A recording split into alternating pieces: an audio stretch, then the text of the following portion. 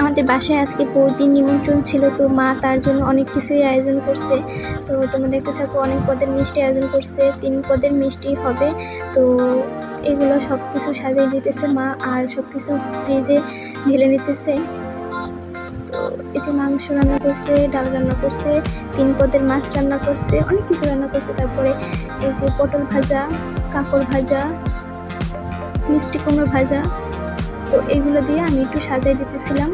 মা অনেক কিছুই করছে, তো আমি একটু ভাবলাম যে আমি একটু সাজাই দিই। তারপরে এটা কচুর ফুল ভাজা,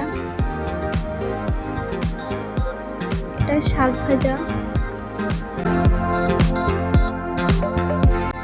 তারপরে এই ভাজাগুলো দিয়ে সব কিছু, সাথে মরিচ, শসা, লেবু সব কিছু দিয়ে সাজিয়ে দিতেছি। তো এখানে একটু সব কিছু আস্তে আস্তে করে সাজিয়ে দিতেছি, যে বৌদি আসবে তারপরে বৌদি খাইতে বসবে। তো বৌদি ডাক্তার দেখাইতে গেছিলো, তার আস্তে আস্তে দেরি হয়ে গেছে, আমাদের খেতে খেতে সবার অনেক লেট হয়ে গেছে। তারপরে বৌদি আসছে, তারপরে সে একটু ফ্রেশ হয়েছে, তারপর সে খেতে বসে, আর সে এগুলো দেখে অনেক খুশি হয়েছে। তো আমাদের অনেক ভালো লাগছে যে সে খুশি হয়েছে, তার খুশির জন্য এগুলো করা হয়েছে। তারপরে সে খাইতেছে আর দেখতেছে কি খাবে না খাবে, টুকটাক সব পদ দিয়ে খাইছে। তো সে খাইছে, আমাদের সবাই ভালো লাগছে। তো এখানে মা, বড় মা দুজন, তারা সবাই ছিল। তো আমিও বসেছিলাম। তো আমরা এখন খেতে বসবো সবাই একই সাথে। তো বৌদি এখানে সে যে কী ভাবতেছে আমি সেটাই বুঝতেছি না।